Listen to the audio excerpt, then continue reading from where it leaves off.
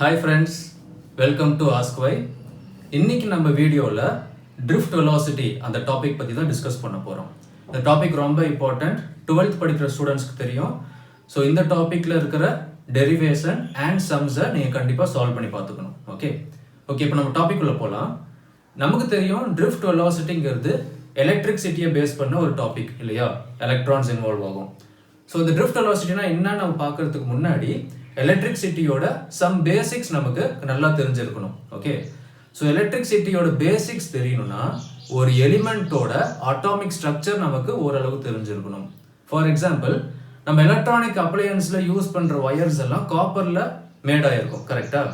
அதே மாதிரி transmission லைன்ஸ்லாம் silver இருக்கும். ஏன் காப்பர் சில்வர் யூஸ் பண்ணுறாங்க? என்னைக்காவது ஏன்னு கேட்டிருக்கீங்களா? ஓகே, நோ காப்பர் ஒயர் எடுத்தீங்கன்னா copper is made up of copper atoms இல்லையா? இப்போ இந்த பிக்சரில் பாருங்க, இங்கே ஒரு காப்பர் ஆட்டம் இருக்கு. இந்த ஆட்டம்ல நமக்கு அட்டாமிக் ஸ்ட்ரக்சர் ஆல்ரெடி ஓரளவுக்கு தெரியும். புரோட்டான்ஸ் இருக்கும், நியூட்ரான்ஸ் இருக்கும், எலக்ட்ரான்ஸ் இருக்கும் இல்லையா? புரோட்டான்ஸும் நியூட்ரான்ஸும் தான் ஆட்டமோட சென்டர்ல இருக்கும். எலக்ட்ரான்ஸ் வந்து இந்த நியூக்ளியஸ் ரிவால்வ் ஆகிட்டு இருக்கும். நம்ம இந்த பிக்சர்ல பார்த்தீங்கன்னா அவுட்டர் மோஸ்ட் செல் இருக்கு இல்லையா, அந்த ஆர்பிட், அதை வந்து வேலன்ஸ் செல்லுன்னு சொல்லுவோம். அதில் இருக்கிற எலக்ட்ரான்ஸ் வேலன்ஸ் எலக்ட்ரான்ஸ்னு சொல்லுவோம், கரெக்டா? இந்த காப்பர் ஆட்டம்ல அவுட்டர் மோஸ்ட் செல்லுல ஒரே ஒரு எலக்ட்ரான் தனியா இருக்கா? இதுதான் வேலன்ஸ் எலக்ட்ரான். இந்த எலக்ட்ரான் வந்துட்டு ஃப்ரீயா மூவ் ஆகும், எந்த ஒரு டிஸ்டர்பன்ஸும் இல்லாம. அது அங்கிருந்து இன்னொரு ஆட்டம்க்கு ஷிஃப்ட் ஆகும், திருப்பி இங்கே வரும். இந்த மாதிரி ஃப்ரீயா மூவ் ஆகிட்டே இருக்கும். இப்போ இந்த கிளிப்பிங் பாருங்க, இது வந்து ஒரு காப்பர் ஒயர், ஓகேவா? இந்த ஒயர்ல காப்பர் ஆட்டம்ஸ் இருக்கு, அழகா லீனியரா அரேஞ்ச் ஆயிருக்கும். இதுல இந்த ஃப்ரீ எலக்ட்ரான்ஸ் சொன்னேன் இல்லையா, இந்த வேலன்ஸ் எலக்ட்ரான்ஸ், இதெல்லாம் லூஸ்லி பவுண்ட் ஆயிருக்கும். அவுட் சைட் வேலன்ஸ் செல்லுல லூஸா அட்டாச் ஆயிருக்கும்னு சொல்லலாம். இந்த எலக்ட்ரான்ஸ் வந்து ரேண்டமா ஃப்ரீயா மூவ் ஆகிறத நீங்க நோட் பண்ணலாம். ஓகே, ஸோ எந்த ஒரு எலிமெண்ட் எடுத்தாலுமே காப்பர் ஆகட்டும், சில்வர் ஆகட்டும், இந்த மாதிரி அவுட் சைடு வேலன்ஸ் எலக்ட்ரான்ஸ் இருக்கு இல்லையா, அது வந்து அந்த செல்லை கம்ப்ளீட்டா ஃபில் பண்ணலைன்னா பாருங்க, ஃபர்ஸ்ட் செல்லுல 2 எலக்ட்ரான் இருக்கும், கம்ப்ளீட்லி ஃபில்ட். ரெண்டாவது செல்லுல 8 எலக்ட்ரான்ஸ் இருக்கும், கம்ப்ளீட்லி ஃபில்ட். இந்த மாதிரி கம்ப்ளீட்டா ஃபில் ஆகலைன்னா அந்த எலக்ட்ரான் வந்து அங்கிருந்து ஈஸியா அடுத்த ஆட்டம்ஸ்க்கு மூவ் ஆகும். ஓகேங்களா? இந்த மூவ்மெண்ட் தான் எலக்ட்ரிக் கரண்டோட பேஸ். ஓகே, இப்போ என் கையில ஒரு காப்பர் ஒயர் இருக்கு, ஓகேவா? இந்த காப்பர் ஒயர் வந்து அப்ராக்சிமேட்டா நான் 30 சென்டிமீட்டருக்கு கட் பண்ணியிருக்கேன். Okay, so length 30 centimetre. அதே மாதிரி இந்த காப்பர் ஒயரோட டயாமீட்டர் வந்து அரௌண்ட் 2 mm. ஓகே, ஸோ நான் என்ன சொல்றேன்னா, இந்த காப்பர் ஒயர்ல அரௌண்ட் 7 × 10⁻22 எலக்ட்ரான்ஸ் இருக்கும். இமேஜின் பண்ண முடியுது அந்த நம்பர், 7 × 10⁻22. 7 பக்கத்துல 22 zeros போடணும். இவ்வளோ அமௌண்ட் ஆஃப் எலக்ட்ரான்ஸ் இந்த காப்பர் ஒயர்ல இருக்கு. ஓகே, ஆனா என்ன பிரச்சனைனா, இந்த காப்பர் ஒயர்ல இருக்கிற எலக்ட்ரான்ஸ் எல்லாம் ஃப்ரீயா ரேண்டமா மூவ் ஆயிட்டு இருக்கும். அதான் இந்த கிளிப்பிங்ல பாத்தீங்க எப்படி மூவ் ஆச்சுன்ட்டு. ஒரு சிமுலேஷன் இப்போ நான் காட்டுறேன். இந்த சிமுலேஷன்ல பாத்தீங்கன்னா பாருங்க, இங்க வந்து நான் இன்னும் பேட்டரியும் இந்த ஒயரையும் கனெக்ட் பண்ணல. இப்போ நான் கனெக்ட் பண்றேன். ஃபர்ஸ்ட் நான் ஒயரையும், நெக்ஸ்ட் இப்போ இந்த எலக்ட்ரோடையும் நான் கனெக்ட் பண்றேன். கனெக்ட் பண்றதுக்கு முன்னாடி பாருங்க, எல்லாமே வந்துட்டு ஃப்ரீயா ரேண்டமா மூவ் ஆயிட்டு இருக்கா. ஆனா கனெக்ட் பண்ணதுக்கு அப்புறம் பாருங்க, அதே ரேண்டம் மோஷன் தான், ஆனா எல்லாமே எங்க போகுது? Towards positive terminal. இது பேர் தாங்க ட்ரிஃப்ட்.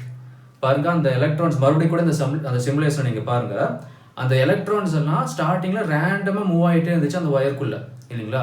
ஆனா வந்து அது எந்த ஒரு டைரக்ஷனை நோக்கி மூவ் ஆகல. அதனால நமக்கு எந்த யூஸும் இல்லை ரேண்டமா மூவ் ஆகுறதுனால. ஆனா ஒரு பொட்டன்ஷியல் டிஃபரன்ஸ், அந்த பேட்டரியை யூஸ் பண்ணி ஒரு புஷிங் ஃபோர்ஸ் கொடுத்தோம் இல்லையா, அந்த புஷிங் ஃபோர்ஸ் தான் வோல்டேஜ்னு சொல்லுவோம். அதை பத்தி டீடைலா நம்ம இன்னொரு வீடியோல பார்க்கலாம். அந்த புஷிங் ஃபோர்ஸ் கொடுத்த உடனே ரேண்டமா மூவ் ஆயிட்டு இருந்த எலக்ட்ரான்ஸ் எல்லாம் ரேண்டமா தான் மூவ் ஆகுது, ஆனா அப்படியே டுவர்ட்ஸ் பாசிட்டிவ் டெர்மினல் போச்சா, அந்த ரேண்டம் மூவ்மெண்ட்டையே பாசிட்டிவ் டெர்மினல் வரைக்கும் கண்டினியூ பண்ணுச்சா, அதுதான் எலக்ட்ரான்ஸ் ட்ரிஃப்ட் ஆகுறதுன்னு சொல்லுவோம். ஒயரை வந்து பேட்டரியில கனெக்ட் பண்ண உடனே மார்பிள்ஸ் ரன் ஆகுற மாதிரி ரன் ஆகாது, கோலி குண்டு ஓடுற மாதிரி எல்லாம் ஓடாது. இந்த மாதிரி ரேண்டம் மூவ்மெண்ட். இன்னொரு அந்த எலக்ட்ரான்ஸ் என்ன பண்ணுது, ஒரு பாசிட்டிவ் அயானோட இல்லை காப்பர் ஆட்டமோட ஃபர்ஸ்ட் ஒரு கொலைட் ஆகுது, மறுபடியும் இன்னொரு அயானோட கொலைட் ஆகுது, மறுபடியும் கொலைட் ஆகுது, மறுபடியும் கொலைட் ஆகுது. இந்த கொலிசன்ஸ் தான் அந்த ரேண்டம் மோஷனுக்கு காரணம். அப்படி ரேண்டமா மூவ் ஆயிட்டு டுவர்ட்ஸ் பாசிட்டிவ் டெர்மினல் ட்ரிஃப்ட் ஆகும். ஓகே, இதுதான் ட்ரிஃப்ட். எலக்ட்ரான்ஸ் வந்து ட்ரிஃப்ட் ஆகுதுன்னு சொல்லுவோம். இப்போ நம்ம கேள்வி என்னன்னா, இந்த ட்ரிஃப்ட் ஆகுறதோட ஸ்பீட் என்ன, அதோட வெலாசிட்டி என்ன? டைரக்ஷன் நமக்கு தெரியும், டுவர்ட்ஸ் பாசிட்டிவ் டெர்மினல் போகுது. ஸோ டைரக்ஷன் இருந்தால் தான் அது நம்ம வெக்டார்னு சொல்லுவோமா, அதனால இங்கே வெலாசிட்டின்னு எடுத்திருக்கோம். வெலாசிட்டினா என்ன? ஸ்பீடும் தெரியணும், டைரக்ஷனும் இருக்கணும். ஸோ நாம கண்டுபிடிக்க போகிறது ட்ரிஃப்ட் வெலாசிட்டி. அந்த எலக்ட்ரான்ஸ் ட்ரிஃப்ட் ஆகுற ஸ்பீட் என்ன, எந்த டைரக்ஷனில் ட்ரிஃப்ட் ஆகுது, அதை பற்றி தான் நம்ம அடுத்த செக்மெண்ட்டுக்கு போக போகிறோம். ஓகே, இங்கே ஒரு காப்பர் ஒயர் நான் ட்ரா பண்ணியிருக்கேன், இந்த ரெட் கலர். ஓகே, ஒரு சிலிண்டர் மாதிரி இருக்குமா காப்பர் ஒயர். இந்த காப்பர் ஒயரில் பாசிட்டிவ் அயான்ஸ் இருக்கா? ஆக்சுவலி இது காப்பர் ஆட்டம்ஸ் தான். நம்ம காப்பர் ஆட்டம்ஸில் 29 எலக்ட்ரான்ஸ் இருக்கும், 29 ப்ரோட்டான்ஸ் இருக்குமா, நெகட்டிவ் சார்ஜ் பாசிட்டிவ் சார்ஜ் இருக்குமா. ஈக்குவல் நம்பராக இருக்கும்போது ரெண்டு சார்ஜும் கேன்சல் ஆயிரும். அப்போ டோட்டல் சார்ஜ் வந்து 0ன்னு ஆயிரும், இல்லைன்னா நெட் சார்ஜ் வந்து 0ன்னு ஆயிரும். அப்போ என்ன அர்த்தம், அந்த காப்பர் வந்து நியூட்ரல் ஸ்டேட்டில் இருக்குது, கிரவுண்ட் ஸ்டேட்டில் இருக்குன்னு அர்த்தம். இன்னொரு வேர்ட்ஸை சொல்லணும்னா ரிலாக்ஸாக இருக்குன்னு அர்த்தம். ஓகேவா? பட் ஆனால் ஒரு எலக்ட்ரான் வெளியே போச்சுன்னா அப்போ எப்படி பேலன்ஸ் ஆகும்? 28 எலக்ட்ரான் இருக்கும், 29 ப்ரோட்டான்ஸ் இருக்குமா, 28 எலக்ட்ரான்ஸ் போயிடும், 28 ப்ரோட்டான்ஸ் ரெண்டும் கேன்சல் ஆகிட்டு ஒரே ஒரு ப்ரோட்டான் மிச்சம் இருக்குமா. அப்போ டோட்டல் ஆட்டமும் பாசிட்டிவ் சார்ஜாக மாறிக்குமா. அதுதான் இங்கே நடந்திருக்கும். ஏன்னா அந்த காப்பர் ஆட்டமில் ஒரே ஒரு வேலன்ஸ் எலக்ட்ரான் இருந்தது பார்த்தீங்களா, அது என்ன ஆகுது, ரேண்டமாக மூவ் ஆகிட்டே இருக்கா. ஸோ அது வெளியே ரேண்டமாக மூவ் ஆகிறதுனால எல்லா காப்பர் ஆட்டம்ஸும் பாசிட்டிவ் அயான்ஸாக கன்வெர்ட் ஆயிடும். ஓகே ஓகே, நவ் டெரிவேஷனுக்குள்ள போகலாம். ஸோ ஃபர்ஸ்ட் ஒரு எலக்ட்ரான், இப்போ வந்து நம்ம எந்த ஒரு பேட்டரியும் எந்த ஒரு எனர்ஜி சோர்ஸையும் கனெக்ட் பண்ணலை. ஓகே, ஸோ ஒரு எலக்ட்ரான் என்ன ஆகும், ரேண்டமாக மூவ் ஆகுதா. ஃபர்ஸ்ட் இந்த எலக்ட்ரான் இந்த பாசிட்டிவ் அயான கொலைட் ஆகுது, அடுத்து கொலைட் ஆனவுடனே இங்கே போயிட்டு கொலைட் ஆகுது. ஸோ இந்த மாதிரி ஒரு ரேண்டம் மோஷன் நடந்துகிட்டே இருக்கும், நீங்கள் அந்த சிமுலேஷனில் பார்த்த மாதிரி. ஓகேவா? ஸோ இதனால நமக்கு ஏதோ யூஸ் இருக்கா, இல்லை. ஓகே, பட் ஆனால் இந்த எலக்ட்ரான்ஸ் வந்து ஒரு டைரக்ஷனை நோக்கி மூவ் ஆச்சுன்னா அதுதான் ஃப்ளோ ஆஃப் சார்ஜஸ்ன்னு சொல்லுவோம், கரண்ட். கரெக்டாக ஒரு டைரக்ஷனை நோக்கி அது மூவ் ஆச்சுன்னா அது மூவ் ஆகும்போது அந்த எலக்ட்ரிக்கல் ஃபார்ம் ஆஃப் எனர்ஜியை நம்ம என்ன பண்ணுவோம், sound energy, speakers, light energy, bulbs, வேற என்ன எனர்ஜி, மெக்கானிக்கல் எனர்ஜி, மோட்டார்ஸ், இந்த மாதிரி நமக்கு தேவைக்கு ஏற்ற மாதிரி அந்த எனர்ஜியை கன்வெர்ட் பண்ணிக்கும், இல்லையா. பட் முக்கியமான கேள்வி என்னன்னா, இது எப்படி மூவ் ஆக வைக்கிறது, அதுதான் நான் சொன்ன வோல்டேஜ். ஓகே, இன்னொரு பேட்டரியை நான் கனெக்ட் பண்ணணும்னா, ஒரு பேட்டரி வச்சுட்டு நான் வந்து இந்த ஒயரை கனெக்ட் பண்ணணும்னா எலக்ட்ரான்ஸ் என்ன ஆகும், டுவர்ட்ஸ் நெகட்டிவ்ல இருந்துட்டு டுவர்ட்ஸ் பாசிட்டிவ்க்கு மூவ் ஆகுமா, ஃப்ரம் நெகட்டிவ் டுவர்ட்ஸ் பாசிட்டிவ். அப்போ இந்த எலக்ட்ரான்ஸ் மூவ் ஆகும். மூவ் ஆகும்னா என்ன சொன்ன, மார்பிள்ஸ் மாதிரி போகாது, அது வந்து மொத்தமாக இந்த ரேண்டம் மோஷனை கண்டினியூ பண்ணிக்கிட்டு டுவர்ட்ஸ் பாசிட்டிவ் ட்ரிஃப்ட் ஆகும். கரெக்டா? ஓகே, நமக்கு இந்த கான்செப்ட் புரிஞ்சிருக்கும் ட்ரிஃப்ட் ஆகுறதுனா என்னன்ட்டு. சரி, இந்த ட்ரிஃப்ட் எப்படி ஆகும்னா, நான் சொன்ன மாதிரி இங்கே ஒரு பேட்டரி இருக்கு.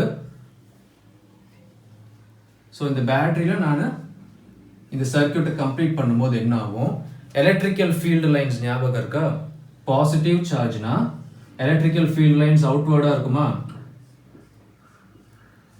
கரெக்டா? அப்போ இந்த பக்கம் பாசிட்டிவ் டெர்மினல் தானே இது, எலக்ட்ரான்ஸ் எல்லாம் வந்து டுவர்ட்ஸ் பாசிட்டிவ் டெர்மினல் தானே வருது. ஆனால் பாசிட்டிவ் டெர்மினலோட எலக்ட்ரிக்கல் ஃபீல்டு எப்படி இருக்கு, அவுட்வர்டாக இருக்குமா. ஸோ இந்த பக்கம் பாசிட்டிவ், இந்த பக்கம் நெகட்டிவ். ஸோ பாசிட்டிவ் சைட்ல இருந்து வர எலக்ட்ரிக்கல் ஃபீல்டு லைன்ஸ் எல்லாம் அவுட்வர்டாக இருக்கும். உங்களுக்கு லாஸ்ட் வீடியோவில் சொல்லியிருப்பேன் எலக்ட்ரிக்கல் ஃபீல்டு லைன்ஸ் வந்து எப்படி டிவைஸ் பண்ணாங்க, எதுக்கு இந்த டைரக்ஷன் கொடுத்தாங்கன்னு சொல்லியிருப்பேன். ஸோ உங்களுக்கு டைம் இருந்தால் தயவு செஞ்சு அந்த வீடியோவை பாருங்கள், உங்களுக்கு புரியும். ஸோ இந்த டைரக்ஷனில் எலக்ட்ரிக்கல் ஃபீல்டு லைன் வருது.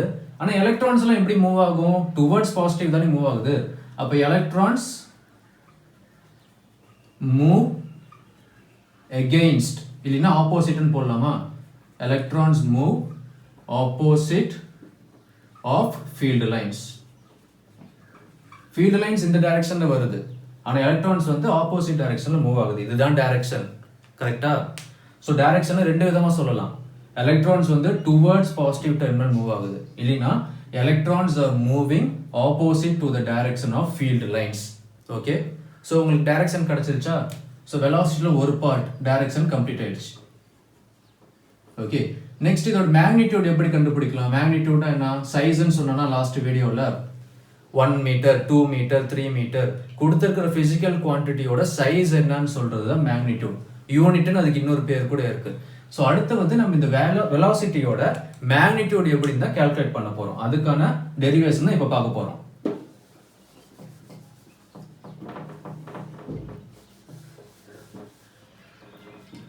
ஓகே, நவ் நம்ம இப்போ பொட்டன்ஷியல் டிஃபரன்ஸ் அப்ளை பண்ணிட்டோம், ஒரு பேட்டரியோட கனெக்ட் பண்ணிட்டோம். இப்போ இந்த எலக்ட்ரான்ஸ் எல்லாம் என்ன ஆகும், டுவர்ட்ஸ் பாசிட்டிவ் சார்ஜ் ட்ரிஃப்ட் ஆகுமா எப்படி? கரெக்டா? எப்படி ட்ரிஃப்ட் ஆகும்? இந்த கொலைட் நடந்துகிட்டே இருக்குமா? யா ஓகே, அது இங்க டீடைல்டா பார்ப்போம். ஸோ இங்கே ஒரு பாசிட்டிவ் சார்ஜ் காப்பர் ஆட்டம்குள்ள நடக்கிறது, ஐ மீன் காப்பர் வயர்க்குள்ள நடக்கிறது. ஸோ ஃபர்ஸ்ட் எலக்ட்ரான் இதில் கொலைட் ஆகுமா? கொலைட் ஆனவுடனே இங்கேருந்து அதுக்கு ஒரு ஸ்பீடு கிடச்சிருக்குமா? அந்த ஸ்பீடு தான் என்னன்னு சொல்லுவோம், இனிஷியல் வெலாசிட்டின்னு சொல்லுவோமா, யூன்னு சொல்லுவோம். கரெக்டா? ஸோ இந்த இடத்துல பட்ட உடனே கிடைக்கிற வெலாசிட்டி தான் initial velocity you. Okay, so next இன்னொரு பாசிட்டிவ் அயானோட கொலைட் ஆகுது. ஓகே, இந்த கொலைட் ஆனதுக்கு அப்புறம் இது டைரக்ஷன் சேஞ்ச் ஆகுமா? அப்ப இதுக்கு ஒரு புது இனிஷியல் வெலாசிட்டி கிடைச்சிருக்குமா? இங்க வேற வேல்யூ இருக்கும், இங்க வேற வெலாசிட்டி இருக்கும். ஓகேவா? ஸோ இந்த இடத்துல இன்னொரு பாசிட்டிவ் அயான் அதே தான் நடக்கும், இங்கேயும் போயிட்டு அதோட டைரக்ஷன் சேஞ்ச் ஆகும். இந்த இடத்துல அதுக்கு வேற ஒரு புது இனிஷியல் வெலாசிட்டி கிடைச்சிருக்கும். ஏன் நம்ம இந்த இனிஷியல் வெலாசிட்டி பத்தி பேசுறோம்னா, நம்ம ட்ரிஃப்ட் வெலாசிட்டி இதை பத்தி தானே பார்க்க போறோம். இந்த ட்ரிஃப்ட் வெலாசிட்டியை நம்ம எப்படி கால்குலேட் பண்ண போறோம்னா, வெரி சிம்பிள். இந்த எலக்ட்ரான்ஸ் வந்து இப்படி ரேண்டமாக மூவ் ஆகிட்டே இருக்கு இல்லையா, ஒவ்வொரு பாயிண்ட்லையும் அதோட வெலாசிட்டி என்னன்னு கால்குலேட் பண்ணுவோம். இங்கே வெலாசிட்டி என்ன, இங்கே அதோட வெலாசிட்டி என்ன, இங்கே வெலாசிட்டி என்ன, இங்கே என்ன, இங்கே என்ன, இந்த மாதிரி வெலாசிட்டி 1, வெலாசிட்டி 2, வெலாசிட்டி 3, வெலாசிட்டி 4, இந்த மாதிரி அதோட வெலாசிட்டிஸ் எல்லாம் நம்ம கால்குலேட் பண்ணி அதோட ஆவரேஜ் எடுப்போம். அதுதான் ட்ரிஃப்ட் வெலாசிட்டி. ஓகே, அதை நான் எப்படி எழுதலாம்? எல்லா வெலாசிட்டியும் ஆட் பண்ணுறதுனால சமேஷன்னா உங்களுக்கு என்னன்னு தெரியும், எல்லா குவான்டிட்டிஸும் ஆட் பண்ணுறோம், அதுதான் சமேஷன் சொல்லுவோம். என்ன ஆட் பண்ண போகிறோம்? எல்லா வெலாசிட்டிஸும் ஆட் பண்ண போகிறோமா? என்னன்னு சொன்னேன், v1 + v2 + v3, இந்த எல்லா வெலாசிட்டிஸும் ஆட் பண்ண போகிறேன். கரெக்டா? எல்லாத்தையும் ஆட் பண்ணி டோட்டல் நம்பர் ஆஃப் வெலாசிட்டிஸ் எவ்வளவோ அதை வச்சு டிவைட் பண்ண போகிறேன். இதுதான் எனக்கு ஆவரேஜ் வெலாசிட்டி, அதுதான் ட்ரிஃப்ட் வெலாசிட்டி. ஓகே, ஸோ இந்த மேலே எல்லாத்தையும் ஆட் பண்ணுறேங்கிறத நான் எப்படி டினோட் பண்ணுறேன், சமேஷன் சிம்பிளாக இன்க்ளூட் பண்ணிடுறேன். Summation v divide by n. Okay, இதுதான் starting point to calculate the derivation of drift velocity. Okay, இது வரைக்கும் ஒரு கான்செப்ட் புரிஞ்சிருக்குன்னு நினைக்கிறேன். ஸோ புரியலனா தயவு செஞ்சு வீடியோ இன்னொரு முறை பாருங்க, ஆல்சோ கமெண்ட் பண்ணுங்க, நான் எக்ஸ்பிளைன் பண்ண ட்ரை பண்ணுறேன். ஓகே, நம்ம எங்கே விட்டோம்? யா, ஸோ நம்ம சமேஷன் ஆஃப் வெலாசிட்டி எடுக்கணும்னு பார்த்தோம். ஓகே, நமக்கு கைனமேட்டிக்ஸில் velocity equal to initial velocity by 18 ஒரு ஃபார்முலா இருக்கு, பிளஸ் 18 ஒரு ஃபார்முலா இருக்கு. கரெக்டா? இது எப்படி டெரிவ் ஆச்சு? Acceleration is equal to final velocity minus initial velocity divide by time. இந்த ஃபார்முலா தான் ஆக்சிலரேஷன் ஃபார்முலா. இதை கொஞ்சம் ரீஅரேஞ்ச் பண்ணணும்னா நமக்கு ஃபைனல் வெலாசிட்டி கிடைச்சிடும். ஓகே, நமக்கு தேவை ஃபைனல் வெலாசிட்டி தானே, சமேஷன் ஆஃப் v. ஸோ அதோட வெலாசிட்டி எல்லாம் என்னென்ன, அந்தந்த இடத்துல எவ்வளோ வெலாசிட்டி இருக்குங்கிறத கால்குலேட் பண்ண போகிறோம். அதுக்கு நமக்கு இனிஷியல் வெலாசிட்டி கன்ஃபார்ம் வேணுமா? ஃபார் எக்ஸாம்பிள் இங்கே பாருங்க, இந்த எலக்ட்ரான் இங்கே பட்டுட்டு பவுன்ஸ் ஆகுதா, பவுன்ஸ் ஆகிட்டு இவ்வளோ டிஸ்டன்ஸ் போகுதுன்னு வச்சுக்கோங்க. ஓகே, கிவன் டைம், இந்த டைம்ல இவ்வளோ டிஸ்டன்ஸ் கவர் பண்ணுது. இந்த டைம்ல இது எங்கே வந்திருக்கும், இங்கே வந்திருக்குமா, இந்த பாயிண்ட்ல இருக்குமா? ஸோ இந்த பாயிண்ட்ல எனக்கு வெலாசிட்டி வேணும்னா u + at, இந்த ஃபார்முலா தான் யூஸ் பண்ணணும். அதுக்கு தான் இந்த இனிஷியல் வெலாசிட்டி எடுத்தேன், எவ்வளோ டைம் மூவ் ஆகிருக்கு அதையும் நான் அக்கௌண்ட்ல எடுத்துக்கிட்டேன். ஃபைனலாக நமக்கு என்ன வேணும், ஆக்சலரேஷன் வேணுமா? ரொம்ப சிம்பிளுங்க. எலக்ட்ரிக்கல் ஃபீல்டு எங்கேருந்து வருது, பாசிட்டிவ் எலக்ட்ரோட்லேருந்து எலக்ட்ரிக்கல் ஃபீல்டு இந்த டைரக்ஷன் வருதா? இந்த ஃபீல்டு வர்றதுனால தானே இந்த எலக்ட்ரான் வந்து டுவர்ட்ஸ் பாசிட்டிவ் போகுது. நான் பேட்டரியை கட் பண்ணிட்டேன்னா இந்த எலக்ட்ரிக்கல் ஃபீல்டு வருமா? வராது. பேட்டரி கனெக்டட்ல இருக்கிறதுனால தான் இந்த எலக்ட்ரான்ஸ் எல்லாம் டுவர்ட்ஸ் பாசிட்டிவ் டெர்மினல் மூவ் ஆகுது. ஸோ அது எதை பேஸ் பண்ணி மூவ் ஆகுதுன்னா இந்த எலக்ட்ரிக்கல் ஃபீல்டு லைனை பேஸ் பண்ணி மூவ் ஆகுதா? எலக்ட்ரிக்கல் ஃபீல்டு லைன் கான்ஸ்டன்ட்டாக இருந்துச்சுன்னா, நோட் பண்ணிக்கோங்க, எலக்ட்ரிக்கல் ஃபீல்டு லைன் வந்து கான்ஸ்டன்ட்டாக இருந்துச்சுன்னா அந்த எலக்ட்ரான்ஸ் மூவ் பண்ணுற ஆக்சிலரேஷனும் கான்ஸ்டன்ட்டாக தான் இருக்கும். Okay, so acceleration is constant. அது நீங்கள் எது சேஞ்சும் பண்ண வேணாம், அதில் எந்த மேனிப்புலேஷனும் பண்ண வேணாம், அது எல்லாமே கான்ஸ்டன்ட்டாக தான் இருக்கும். ஓகே, ஸோ இதெல்லாம் தான் நமக்கு தேவைப்படுற காம்போனன்ட்ஸ். இப்போ இந்த ஃபார்முலா பாருங்க, எப்படி நான் சேஞ்ச் பண்ணலாம்? இந்த வெலாசிட்டிக்கு பதிலாக u + 18 எழுதலாமா, டிவைட் பை n. கரெக்டா? நான் இப்போ இந்த சமேஷன் நான் டிவைட் பண்ணுறேன். எப்படி டிவைட் பண்ணுறேன்? Summation of u + acceleration constant, ஆக்சிலரேஷனை தொடவே தொடாதீங்க. ஓகே, அப்புறம் சமேஷன் ஆஃப் டைம், இந்த வெலாசிட்டிக்கு ஒரு டைம் இருக்கும். அடுத்து v2 இன்னொரு வெலாசிட்டி கால்குலேட் பண்ணுறேன், இங்கே வேற ஒரு டைம் இருக்கும். இன்னொரு ஃபைனல் வெலாசிட்டி கால்குலேட் பண்ணுறேன், இங்கே வேற ஒரு டைம் இருக்கும். ஸோ நிறைய டைம் இருக்கும், அதனால டோட்டல் டைம் மொத்தமாக டிவைடட் பை n. ஓகே, இதை நான் இப்படி கூட ஸ்ப்ளிட் பண்ணிக்கலாம். Divide by n divide by n. Okay, so இங்கே தான் நீங்கள் ரொம்ப இம்பார்ட்டண்ட்டாக கவனிக்கணும். இந்த ரேண்டம் மோஷன் பாருங்கள், ஃபர்ஸ்ட் மேலேருந்து வந்து கீழே கொலைட் ஆகுது, அப்புறம் இந்த ஆட்டமோட கொலைட் ஆகுது, மறுபடியும் இந்த பாசிட்டிவ் அயனோட கொலைட் ஆகுது, திருப்பி இந்த பாசிட்டிவ் அயனோட கொலைட் ஆகுது. இப்படி கொலைட் ஆகிட்டே இருக்கும்போது ஃபர்ஸ்ட் கீழே வருது, அதுக்கப்புறம் ரைட், அப்புறம் கீழே, திருப்பி லெஃப்ட், மறுபடியும் மேலே, இந்த மாதிரி ரேண்டமாக நடந்துக்கிட்டே இருக்கும்போது இதை நல்லா பாருங்க, இங்கே வந்துட்டு கீழே வந்திருக்கு, டவுன்வர்ட்னால நெகட்டிவ்னு நான் சொல்கிறேன். இங்கே மேலே போயிருக்கு பாசிட்டிவா, ரெண்டு கேன்சல் ஆகிடுமா, ரெண்டு வெலாசிட்டியும். மறுபடியும் இந்த பக்கம் ரைட்டில் போகுது, பாசிட்டிவ்னு எடுத்துக்கிறேன். இங்கே லெஃப்ட்டில் போகுது, நெகட்டிவ் எடுத்துக்கிறேன், ரெண்டு வெலாசிட்டி கேன்சல் ஆகிடுமா. ஸோ இந்த மாதிரி இந்த மொத்த ரேண்டம் மோஷனும் மில்லியன்ஸ் ஆஃப் டைம்ஸ் நடக்கும். கரெக்டாக அந்த ஆட்டம்குள்ளே, அந்த காப்பர் வயருக்குள்ளே மில்லியன்ஸ் ஆஃப் டைம்ஸ் நடக்கும்போது என்னன்னா, இந்த எல்லா வெலாசிட்டியும் எல்லா டைரக்ஷன்ஸும் ஒன்னோட ஒன்று கேன்சல் ஆகிட்டே போச்சுன்னா இந்த இனிஷியல் வெலாசிட்டியை 0 ஆகிடும். ஓகே, இதுதான் ரொம்ப இம்பார்ட்டண்ட்டான பாயிண்ட். அந்த மில்லியன்ஸ் ஆஃப் கொலிஷன்ஸ் திரும்ப திரும்ப நடக்கிறதுனால அதோட டோட்டல் இனிஷியல் வெலாசிட்டி வந்து 0 ஆகிடும். அது எப்படி ஆச்சுன்னு தான் இங்கே எக்ஸ்பிளைன் பண்ணணும். ஓகே, அதே மாதிரி இப்படி கூட புரிஞ்சுக்கலாம், ஆக்சிலரேஷன் ஒன்று இருக்கிறதுனால தானே இந்த ட்ரிஃப்ட் வெலாசிட்டியே கிரியேட் ஆச்சு. எலக்ட்ரிக்கல் ஃபீல்டு லைன் உள்ளே வருது, அது உள்ளே வந்ததுனால தான் இந்த எலக்ட்ரான்ஸில் ஆக்சிலரேட்டே ஆகுது. இந்த எலக்ட்ரான்ஸே இந்த ஆக்சிலரேஷனே இல்லைன்னா இந்த மொத்த ஈக்குவேஷனே 0 ஆகிடுமா. ஓகே, ஸோ அதனால நம்ம ஃபோக்கஸ் பண்ண போகிற பார்ட் இது மட்டும்தான், acceleration, total time, average time. கரெக்டா? ஓகே, இந்த ஆவரேஜ் டைம் இருக்கு இல்லையா, t1 வெலாசிட்டி 1க்கு நம்ம அதுக்கு ஒரு டைம் இருக்கும், வெலாசிட்டி 2 கால்குலேட் பண்ணுறோன்னா அதுக்கு இன்னொரு டைம் இருக்கும். ஸோ இது மாதிரி டைமோட ஆவரேஜ் எல்லாம் எடுத்தோம்னா அதுக்கு வந்து ரிலாக்ஸேஷன் டைம்னு ஒரு நேம் கொடுத்துருப்பாங்க.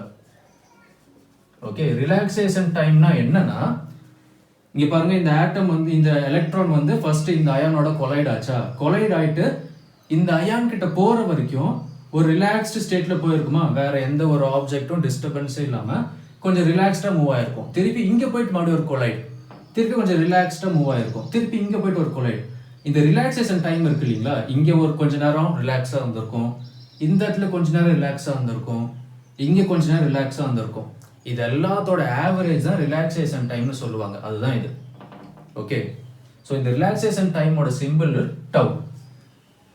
இந்த டவ் தான் நீங்கள் இந்த ஃபார்முலாவில் பார்ப்பீங்க, இது வேற ஒன்றும் கிடையாது. இதுதான், இப்படி தான் அந்த டவுங்கிற என்டிட்டி கிரியேட் ஆச்சு. ஓகே, ஸோ ஃபைனலாக இதுதான் நம்மளோட எல்லா ஃபைண்டிங்ஸ். இதை நான் எப்படி எழுதலாம் ஃபைனலாக, drift velocity is equal to a summation of t and n. அதாவது என்னன்னு சொன்ன ரிலாக்ஸேஷன் டைம் சொன்னா tau. Okay, 90% of derivation complete ஆயிடுச்சு. ஃபைனலாக இந்த அக்சலரேஷன் மட்டும் நம்ம மேனிப்புலேட் பண்ணணும்னா நமக்கு தெரியும் force equals mass into acceleration. அப்போ அக்சலரேஷன் எப்படி எழுதலாம், ஃபோர்ஸ் டிவைட் பை எம்னு எழுதலாமா. ஓகே, உங்களோட எலக்ட்ரிசிட்டி டாப்பிக்கில் எலக்ட்ரிக்கல் ஃபீல்டு அப்படிங்கிற அந்த சப்ஹெட்டிங்கில் போனீங்கன்னா electrical field strength is equal to force over சார்ஜ்னு இருக்கும். ஓகே, ஒரு சார்ஜ்னா என்ன, எலக்ட்ரான். இந்த இடத்துல எலக்ட்ரான் தான் நம்ம எடுத்திருக்கோம், அந்த எலக்ட்ரான் மேலே ஒரு ஃபோர்ஸ் கொடுக்கறது தானே இந்த எலக்ட்ரிக்கல் ஃபீல்டு. அதனால தான் இந்த எலக்ட்ரான்ஸ் எல்லாம் வந்துட்டு இந்த பிளாக் கலர். ஓகே, இந்த எலக்ட்ரான்ஸ் எல்லாம் டுவர்ட்ஸ் பாசிட்டிவ் டெர்மினல் போகுது, அந்த ஃபோர்ஸ் இருக்கிறதுனால. அப்போ வந்து எலக்ட்ரிக்கல் ஃபீல்டு ஸ்ட்ரென்த் தான் அந்த ஃபோர்ஸே கொடுக்குது, அந்த அட்ராக்ஷன் ஃபோர்ஸ். ஓகே, எது மேலே கொடுக்குது, சார்ஜ் மேலே கொடுக்குது, இன்னொரு எலக்ட்ரான் மேலே கொடுக்குது. ஓகே, ஸோ இந்த ஃபார்முலா இருக்கும், electrical field strength is nothing but force over a charge, force on a charge. Okay, அப்போ இந்த ஃபோர்ஸுக்கு பதிலாக நீங்கள் இதை அப்ளை பண்ணலாம்.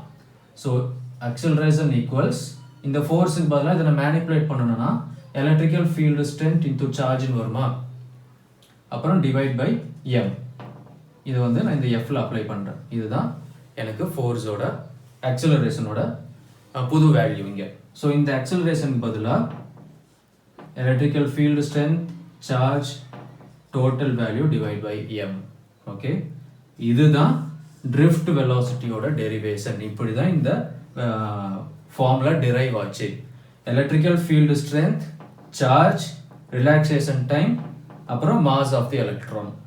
ஓகே, இந்த யூஸ் பண்ணி நம்ம ட்ரிஃப்ட் வெலாசிட்டியை ஈஸியாக ஃபைண்ட் பண்ண முடியும். ஓகே, நம்ம அடுத்த வீடியோவில் இந்த ட்ரிஃப்ட் வெலாசிட்டியும் கரண்ட் ஐ இருக்கு இல்லையா, கரண்ட்டாக நமக்கு தெரியும் ஃப்ளோ ஆஃப் சார்ஜஸ், ட்ரிஃப்ட் வெலாசிட்டியும் ஃப்ளோ ஆஃப் சார்ஜஸையும் எப்படி ரிலேட் பண்ணலாம் அந்த ஃபார்முலா நீங்கள் மனப்பாடமாக வச்சுருப்பீங்கன்னு நினைக்கிறேன். I equals NE drift velocity A.